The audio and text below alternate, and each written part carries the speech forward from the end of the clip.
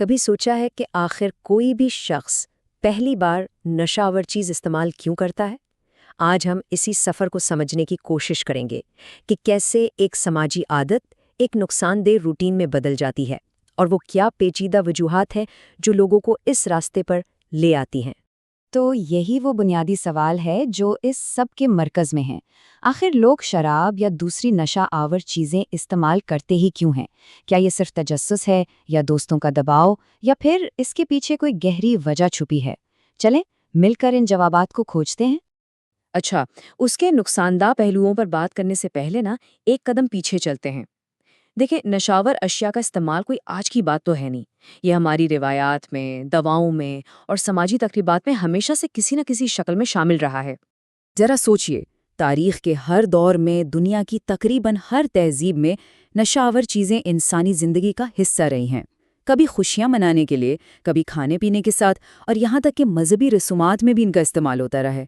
تو جب ہم یہ پس منظر سمجھتے ہیں تو آج اس کے کردار کو بہتر طور پر جان سکتے ہیں۔ تو جب ہم نشہ آور اشیاء کہتے ہیں تو اس سے کیا مراد ہے؟ اس میں بہت کچھ آ جاتا ہے۔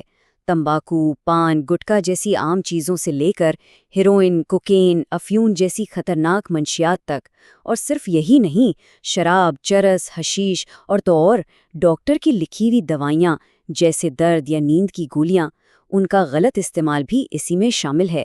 یہاں تک کہ کچھ لوگ تو گوند اور پیٹرول جیسی چیزیں بھی سونگھتے ہیں۔ تو پھر سوال یہ ہے کہ اس کے استعمال کے پیچھے آخر ہے کیا؟ وہ کون سی چیز ہے جو لوگوں کو پہلی بار اسے آزمانے پر مجبور کرتی ہے؟ اکثر جواب ہوتا ہے سماجی دباؤ، یعنی دوستوں میں فٹ ان ہونے کی خواہش یا کسی خاص گروپ کا حصہ بننے کی چاہ۔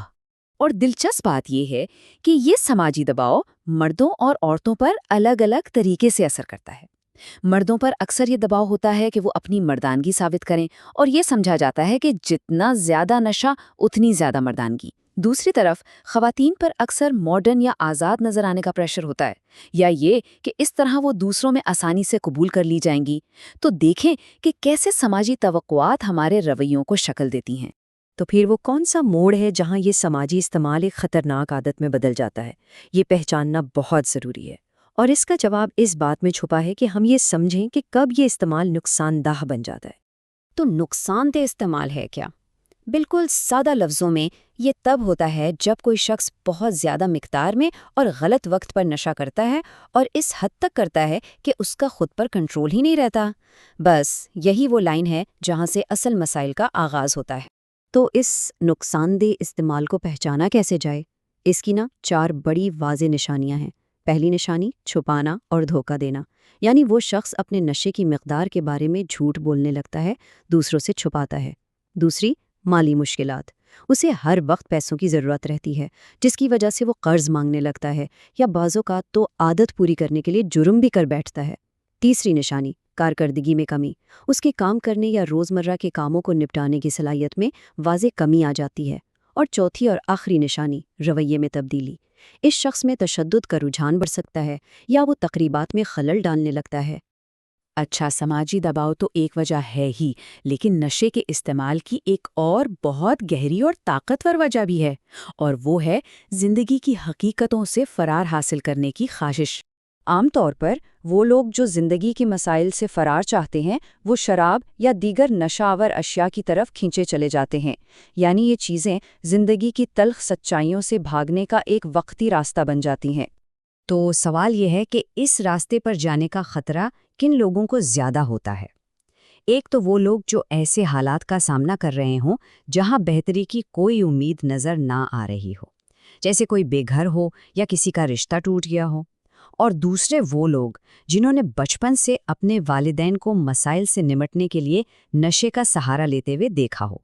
اور یہیں سے ایک بہت گہری بات سامنے آتی ہے۔ یہ جو سیکھا ہوا رویہ ہے یہ ایک چکر بنا دیتا ہے، جہاں بچے اپنے والدین کے مسائل سے نمٹنے کے طریقوں کو ہی دہراتے ہیں۔ یہ ایک ایسا چکر بن جاتا ہے جو ایک نسل سے دوسری نسل میں منتقل ہوتا ہے، اور اسے توڑنا بہت بہت مشکل ہو سکتا ہے۔ تو پھر آخر میں سوال یہ بچتا ہے کہ اگر نشہ آور اشیاء کا استعمال خود مسئلہ نہیں بلکہ مسئلے کی ایک علامت ہے، تو پھر اصل جڑ کہاں ہے؟ شاید ہمیں صرف اس شخص پر توجہ دینے کی بجائے ان سماجی حالات کو بھی دیکھنا چاہیے جو لوگوں کو اس فرار کی تلاش پر مجبور کر دیتے ہیں۔ اس بارے میں سوچنے کی ضرورت ہے۔